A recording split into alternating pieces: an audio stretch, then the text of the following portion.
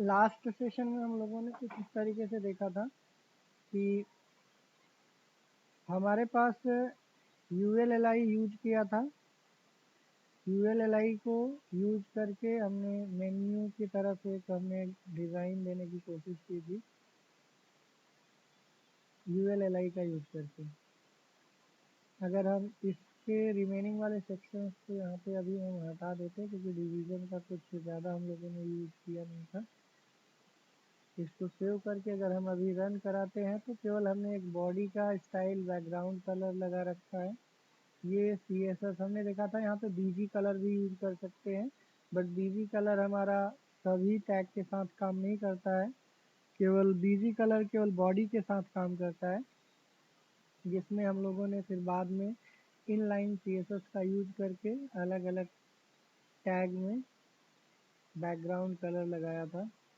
तो यहाँ पे एक डिवीज़न यहाँ पे दिया गया है, इसमें कुछ CSS भी लिखी गई है, जिसमें से अगर हम देखें तो अभी हमारे पास न तो रो नाम की क्लास यूज की गई है, इसमें केवल एक क्लास यूज की गई है जो कंटेनर क्लास है हमारी।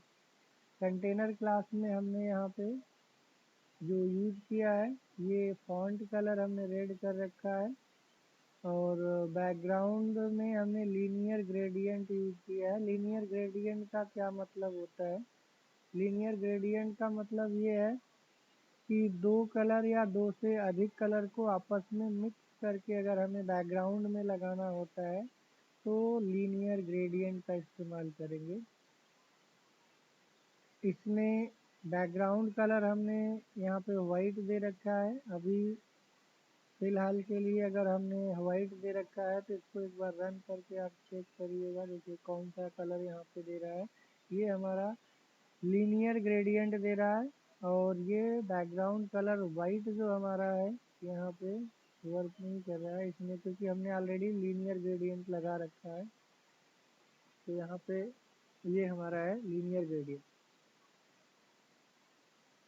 लीनियर ग्रेडियंट का काम क्या है? दो कलर को आपस में मिक्स करना। जैसे यहाँ पे रेड और ग्रीन को मिक्स करके बनाया गया है। इसकी हाइट अगर हम देखें तो हाइट यहाँ से आप दे सकते हो अगर आपको हाइट देना है। फॉन्ट कलर यहाँ पे दिया है, जो फॉन्ट कलर का कोई मतलब यहाँ पे नहीं बनेगा, तो आप इसको हटा सकते हो चाहे तो, क्योंकि डायरेक्ट हमने डिवीज़न में कुछ लिखा नहीं है, उसके अंदर UL लगाया है, देन LI का यूज़ किया है। और जो बॉर्डर दिया है मार्जिन पैडिंग, मार्जिन और पैडिंग के बारे में हम लोगों ने लास्ट टाइम पे डिस्कस किया था। अगर हमने यहाँ पे मार्जिन बॉटम पैडिंग बॉटम दिया है तो ये केवल नीचे के साइड पे ये पैडिंग देगा, और मार्जिन टॉप दिया है तो ये केवल टॉप अप साइड पे ही केवल और केवल ये मार्जिन देगा।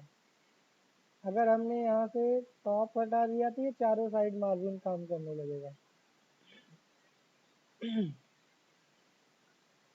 इसको अगर हम यहाँ से हटा देंगे तो ये चारों साइड पे काम करेगा, लेफ्ट साइड पे भी, राइट साइड पे भी, टॉप साइड पे भी, बॉटम साइड पे भी। अगर हमने यहाँ पे केवल टॉप लगा रखा है तो आप यहाँ पे देखोगे जो लेफ्ट और राइट में जो ये हमारा है इसको नॉर्मल कर देगा, केवल ऊपर से केवल ये आपको मार्जिन देगा बस। और इसी चीज़ को यहाँ पे अगर हम मार्जिन टॉप 0 पिक्सल कर देंगे तो ये हमारा एकदम टॉप में फिक्स हो जाएगा। इसी तरीके से पैडिंग जो दिया गया है, पैडिंग की बात करें तो यहाँ पे पैडिंग में ये अंदर के साइड से काम करता है। पैडिंग जैसे होम लिखा गया और ये सर्कल जो बनाया गया है बॉर्डर रेडियस यूज किया गया है। जब माउस मूवर करेंगे तो UL के LI पे हमारा ये बॉर्डर रेडियस ये दिया गया है। इसके बॉर्डर रेडियस को यहाँ पे चाहे तो आप होवर पे लगाना चाहते हो तो होवर पे भी लगा सकते हो। इसमें पैडिंग 30 पिक्सल्स दिया गया है, मार्जिन 10 पिक्सल्स दिया गया है, आप इसको चाहे 20 पिक्सल्स कर लो। ये आपके ऊपर डिपेंड करता है कि आप कितना देना चाहते हो बॉर्डर, मार्जिन, पैडिंग, ये तो आप बढ़ा घटा सकते हो। कंटेनर का केवल हमने यहाँ पे देख रहे हैं, यहाँ पे मार्जिन पैडिंग, अगर हमने इसमें से मार्जिन और पैडिंग हटा दिया तो ये पूरा का पूरा एकदम गायब हो जाएगा। तो कंटेनर भी कोई ज़रूरी नहीं है कि आप कंटेनर लगाओ, ये आपके ऊपर है, आप लगाना चाहते हो नहीं लगाना चाहते हो। अगर यहाँ पे नॉर्मल आप यूएल भी यूज़ करोगे तो यूएल भी हमारा एक कंटेनर की ही काम कर रहा है। तो जो चीज़ें हम वहाँ पे यहाँ पे लिख रहे थे बॉर्डर रेट, तो इसको हम यूएल पे भी लगा सकते हैं। देखिए अगर हमने केवल इतना लगा रखा है तो कुछ इस तरीके से आ रहा है। तो अभी यूएल का हमें देना है, तो यूएल के ऊपर हमने यहाँ पे बैकग्राउंड लीनियर ग्रेडियंट,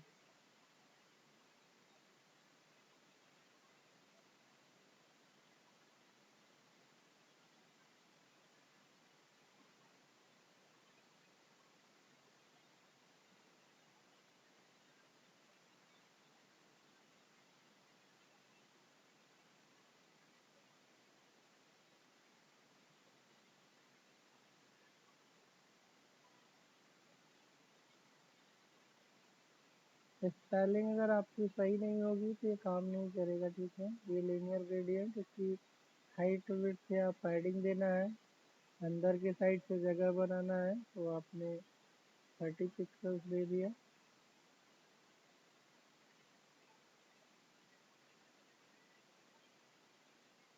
फॉन्ट का कलर आपको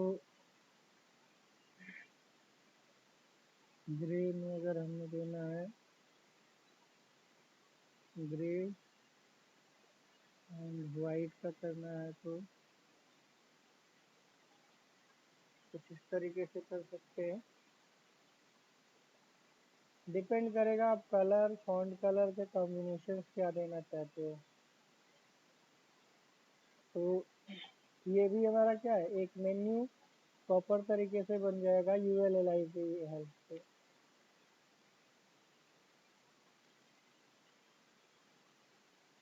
डिवीज़न की बात करते हैं थोड़ा सा, डिवीज़न कैसे लगेगा और डिवीज़न का यूज कहाँ पे करेंगे, किस तरीके से। इतनी चीज़ें आई होप दैट समझ में आया होगा, क्योंकि ये चीज़ें हमने लास्ट टाइम पे देखा था। डिस्प्ले इनलाइन ब्लॉक को कैसे इनलाइन में करेंगे, मार्जिन पैडिंग किस तरीके से दिया जाएगा, ये थोड़ी सी चीज़ें ऐड ऑन की गई है इसमें। अगर हमें माउस का होवर यहाँ पे एक सूडो क्लास सेलेक्टर होती है, अगर हम LI पे माउस को ले जाएंगे तो इसका बैकग्राउंड कलर चेंज हो जाएगा और फॉन्ट का कलर भी चेंज हो जाएगा और बॉर्डर रेडियस आ जाएगा। बॉर्डर रेडियस का काम क्या है, उसको सर्कल में लाना। अगर यही चीज़ 50 की जगह पे हमने 10 कर दिया होता तो ये जो हमारा यहाँ पे थोड़ा सा इतना बॉर्डर रेडियस आ रहा है, ये कम हो जाएगा। देखिए कुछ ऐसा।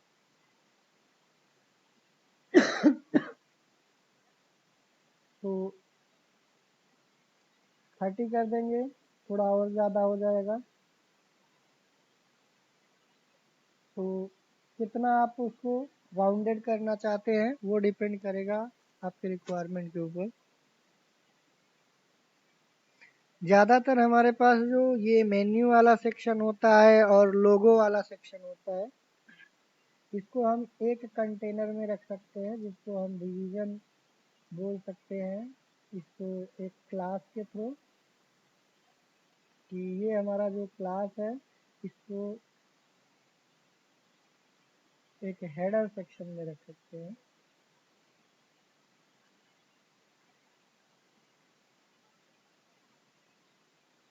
डिवीज़न ओपन है, क्लोज है।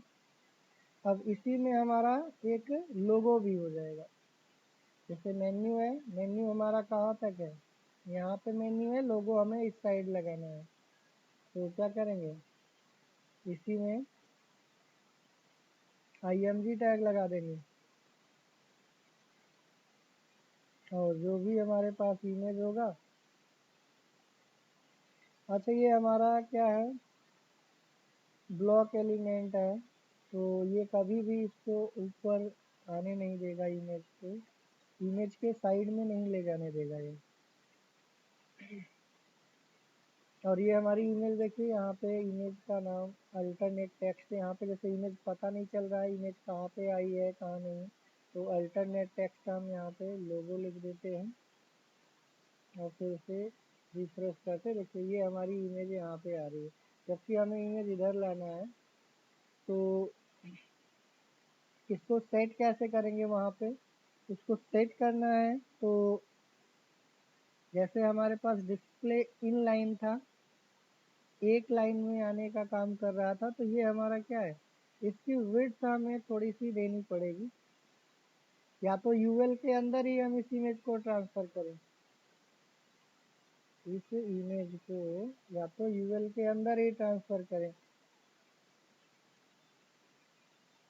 यहाँ पे देखिए कुछ इस तरीके से, तो ये इसी यूएल, क्योंकि यूएल हमारा ब्लॉक एलिमेंट है, जहाँ तक इसकी विड्थ होगी उसके आगे यहाँ पे आने नहीं देगा। देखिए हमारी यूएल का बैक लीनियर ग्रेडियंट दिया था ग्रे और वाइट, तो यहाँ से लेके यहाँ तक है, तो यहाँ तक हमारा यूएल ही हो जाएगा, तो यूएल के बाद तो कोई जगह ही नहीं बचेगी, तो ये ऑब्वियस सी बात है कि आपको नेक्स्ट लाइन में दे देगा। तो आप चाहो तो कुछ इस तरीके से भी आप इमेज को इसके यूएल के अंदर डाल सकते हो, क्योंकि यूएल हमारा एक कंटेनर है, कोई ज़रूरी नहीं है कि एल आई के अलावा हम कुछ नहीं लिख सकते, लिख सकते हो, बट मोस्ट प्रोबली हमारी एल आई ही रहती है, अगर हमें नहीं उसी के साथ में चाहिए तो कर सकते हैं। अब यहाँ पे देखिए, जो डिवीजन्स हम लोग लगाते थे, क्यों लगा रहे थे डिवीजन, क्योंकि अब थोड़ा सा आपके माइंड में ये रहेगा कि हम लोगों ने तो हमेशा यूएल के अंदर एल आई लगाया है, इमेज तो लगाया नहीं है, तो इस चीज़ से बचने के लिए हम यहाँ पे जो सी एस एस हमने यूएल पे लिखी है, वो सी एस एस हम यहाँ पे हेडर में लिखेंगे, क्योंकि डिवीज़न के अंदर हमने ऐसा कुछ ऐसा फिक्स नहीं होता कि इसके अंदर हम क्या लिखें क्या ना लिखें।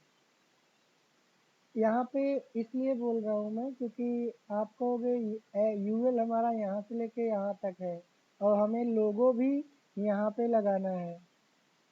अब या तो फिर हम इमेज को यूएल के अंदर रखें, या तो फिर हम क्या करें, यूएल को थोड़ा सा छोटा कर दें, और जब यूएल को छोटा करने की बात करेंगे, यहाँ तक करेंगे, तो फिर क्या होगा, फिर जाके हम इमेज इधर लगा सकते हैं।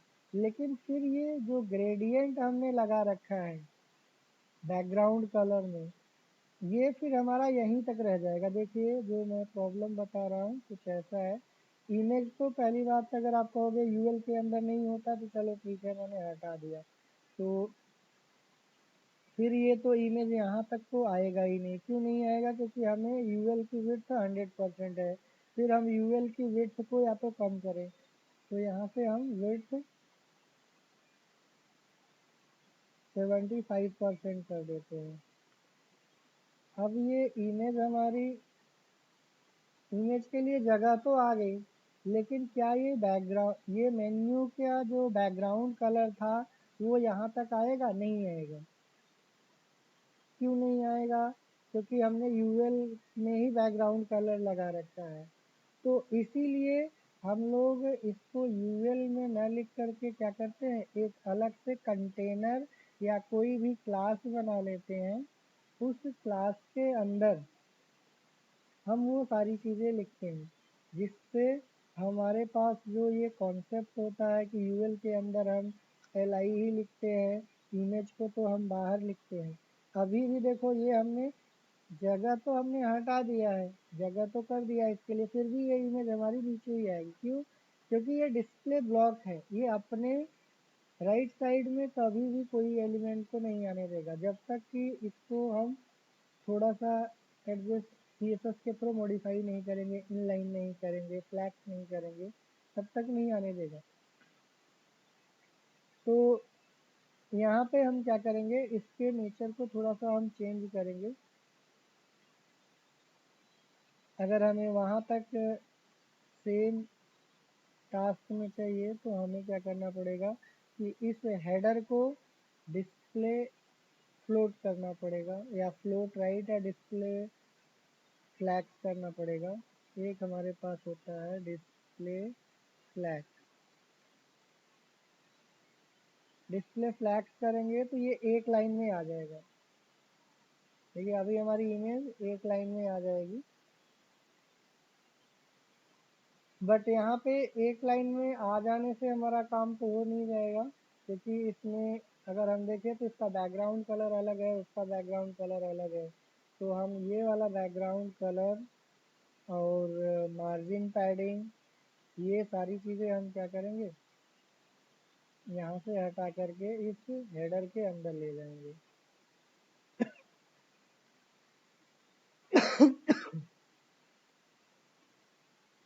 तो अब देखिए हमारा लोगो भी आ गया राइट साइड में, और ये पूरा का पूरा यहाँ तक कवर भी कर लिया। अब हमें पता भी नहीं चलेगा कि ये हमारी इमेज कहाँ पे है, उसी अलग से हमने लगाया है या सेम में किया है।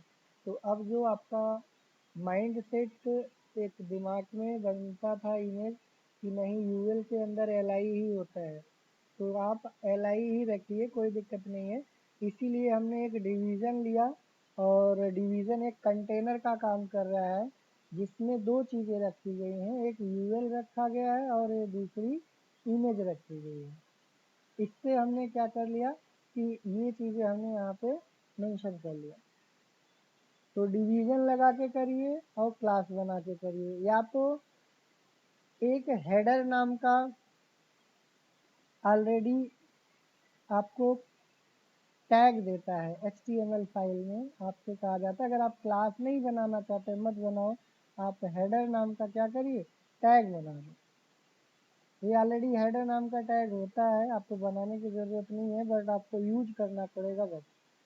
अब यहाँ पे देखिए हेडर हमने टैग जैसे ही लगा ये ऊपर नीचे हो गया फिर से। क्यों हो गया, क्योंकि हमने इस पे कोई क्लास नहीं लिखी है, इस पे हमने कोई CSS नहीं लिखी है। ये CSS हमारा क्लास के तौर पे काम कर रहा था, क्योंकि डॉट लगाया गया है। जब हम डॉट हटा देंगे और उस टैग का नाम लिखेंगे तब जा करके ऐसा काम करेगा। तो हेडर हमारा क्या है, एक टैग भी दिया गया है आपको, जैसे हेडर टैग है, तो हेडर टैग हमारा कंटेनर का काम करता है। ये HTML में आप हेडर टैग पढ़ोगे तो समझ में नहीं आएगा कि हेडर टैग यहाँ क्यों लगा रहे हैं, क्या ज़रूरत है। हेडर इन द सेंस जो सबसे टॉप वाले सेक्शन में हम यूज करेंगे उसको हेडर टैग बोल देते हैं। ऐसे ही आपका सबसे बॉटम साइड में भी हम यूज करते हैं जिसको फुटर टैग बोलते हैं। तो ये सब केवल कंटेनर का खेल है। आपके पास डिवीज़न का इस्तेमाल करके या तो यूज करिए, या तो फिर आप HTML5 में स्पेशली ये टैग इंट्रोड्यूस किए गए हैं, आप उन टैग का इस्तेमाल करिए। तो डिपेंड करेगा आपके ऊपर कि आप डिवीज़न टैग का यूज करके काम करते हो, या फिर आप डायरेक्ट यूएल के अंदर ही करोगे, तो इमेज को यूएल के अंदर रखना पड़ेगा, फिर कोई और देखेगा कोड या आप देखोगे तो आपके माइंड में आएगा कि ये इमेज कैसे यूएल के अंदर आ गई, जबकि हम यूएल के अंदर केवल एलआई लिखते हैं। तो उस चीज़ से बचने के लिए हमने कंटेनर लिया। अब वो कंटेनर चाहे डिव टैग के थ्रू आप लगाइए या फिर हेडर टैग के थ्रू लगाइए। हेडर भी एक कंटेनर है, फुटर भी एक कंटेनर है। इसको टॉप वाले सेक्शन में रखते हैं और इसको फुटर वाले सेक्शन में, मीन्स बॉटम सेक्शन में। जस्ट लाइक दैट कॉपीराइट हम लोग यूज करते हैं, and copy semicolon 2022 forward by something, जो भी आपको लिखना है।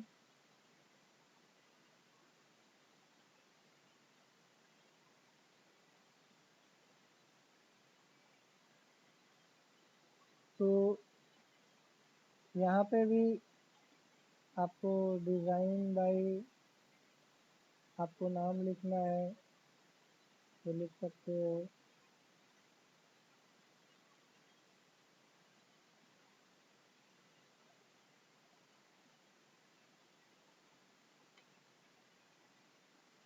इसमें बोल्ड इटैलिक किसी को करना है या स्ट्रॉन्ग टैग यूज करना है, तो बोल्ड टैग या स्ट्रॉन्ग दोनों में से कोई भी यूज कर सकते हो आप।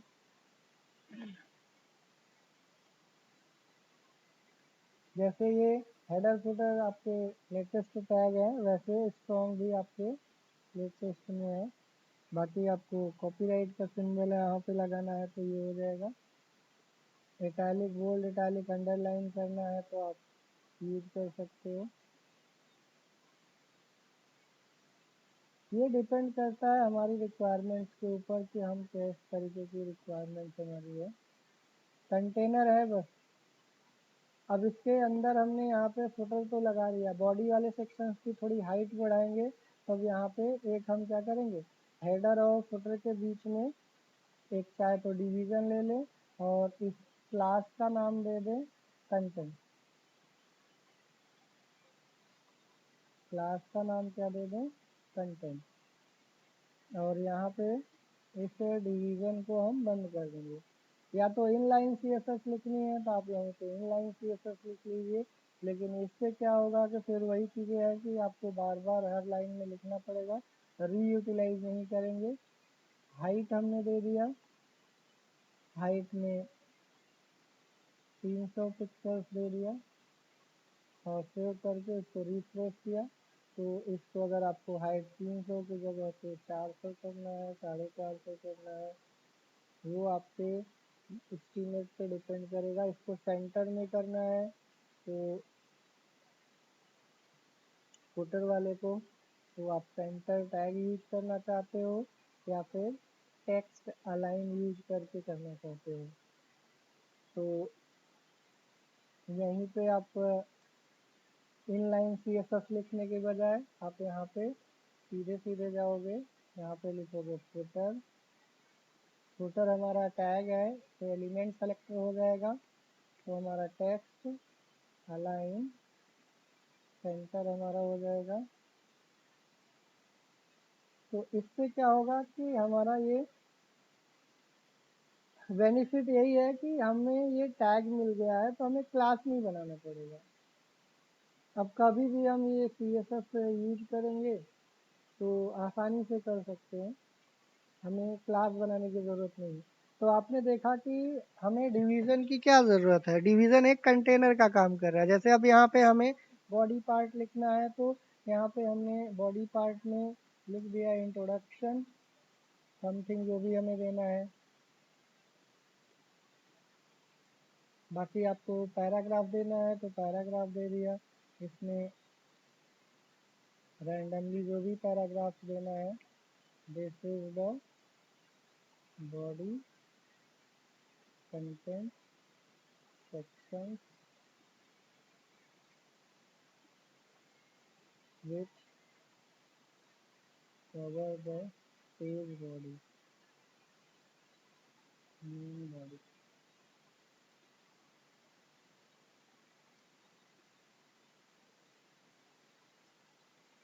तो डिपेंड करेगा आप क्या चाहते हो। तो इसमें हमने देखा कि हेडर भी एक कंटेनर का काम करता है, फुटर भी हमारा एक कंटेनर का काम कर रहा है, बट ये हमारा क्या है आज के टाइम पे HTML5 का टैग बोला जाता है हेडर फुटर, जिसमें हमें क्लास बनाने की ज़रूरत नहीं पड़ती है, डायरेक्ट हम उसका टैग का नाम लिखते हैं और CSS लिख देंगे, हमारा काम हो जाएगा।